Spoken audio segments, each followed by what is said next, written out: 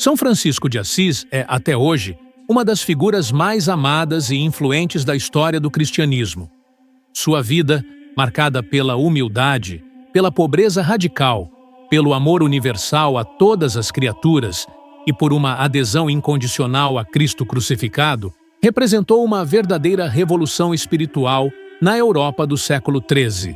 Em um tempo em que a Igreja era frequentemente criticada por seu acúmulo de riquezas, por seu distanciamento dos pobres e por seus conflitos políticos, Francisco se destacou como uma figura profética, um sinal vivo de contradição.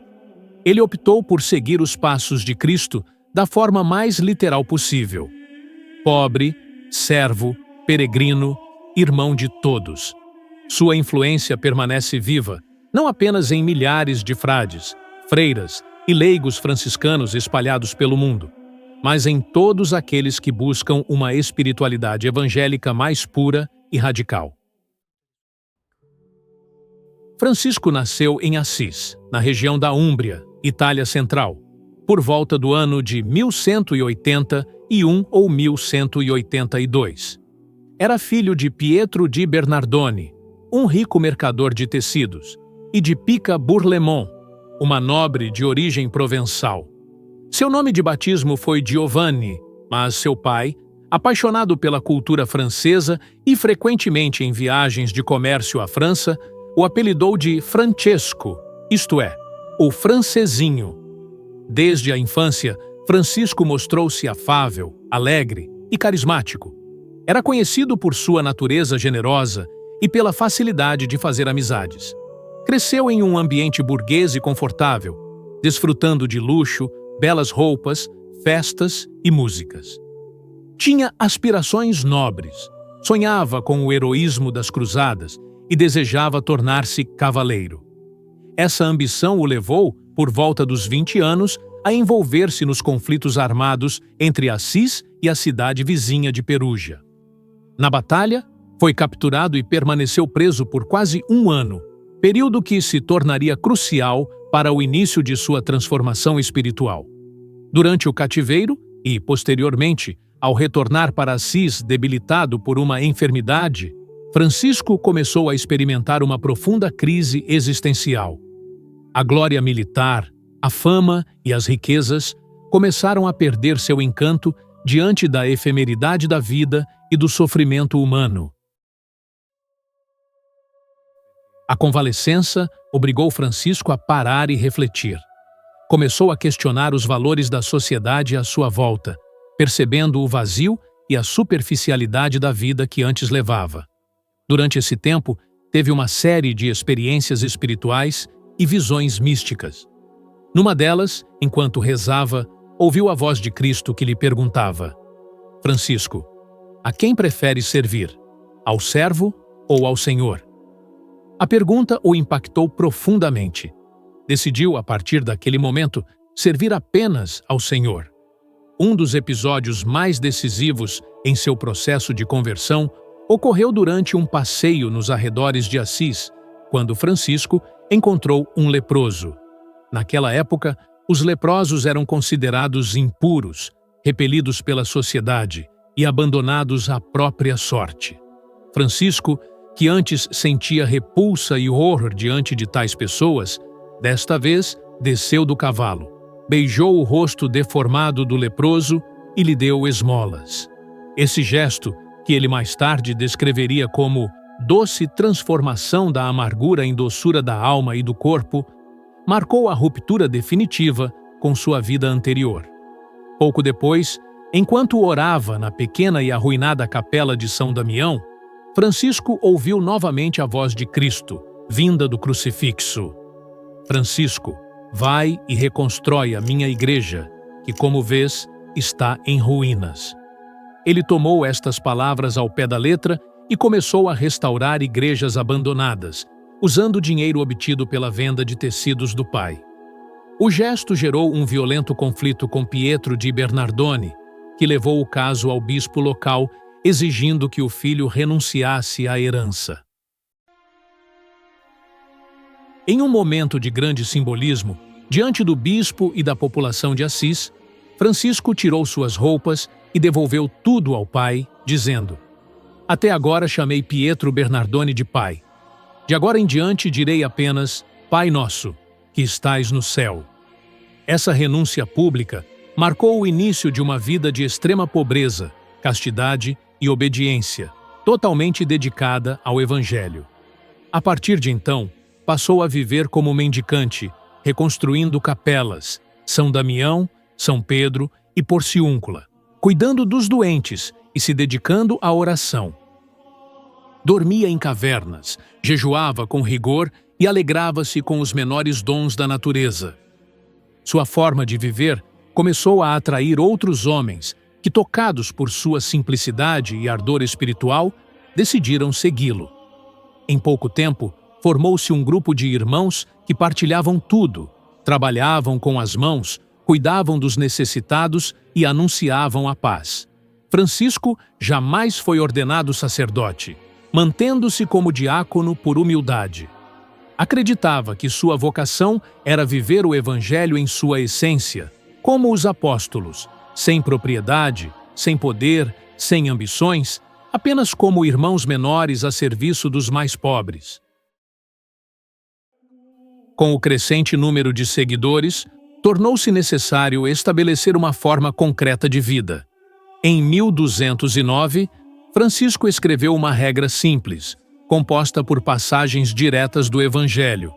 Em seguida, foi com seus primeiros 12 companheiros até Roma para obter a aprovação do Papa Inocêncio III. A princípio, o Papa hesitou, considerando o estilo de vida franciscano demasiadamente radical e impraticável. No entanto, segundo a tradição, teve um sonho no qual viu a igreja ameaçada de ruir, sendo sustentada por um homem pobre, de aparência frágil. Reconhecendo em Francisco a realização desta visão, concedeu a aprovação oral à regra e autorizou a pregação dos frades. Nascia oficialmente a Ordem dos Frades Menores. Francisco os chamava assim porque desejava que fossem os menores entre os homens, irmãos de todos, servos dos pobres. A regra principal era esta: viver o Santo Evangelho de Nosso Senhor Jesus Cristo em obediência, sem nada de próprio e em castidade. A ordem cresceu rapidamente. Em poucos anos, já havia centenas de frades na Itália, na França, na Espanha e na Alemanha. A simplicidade do testemunho franciscano tocava profundamente o povo e despertava uma onda de renovação espiritual dentro da própria Igreja.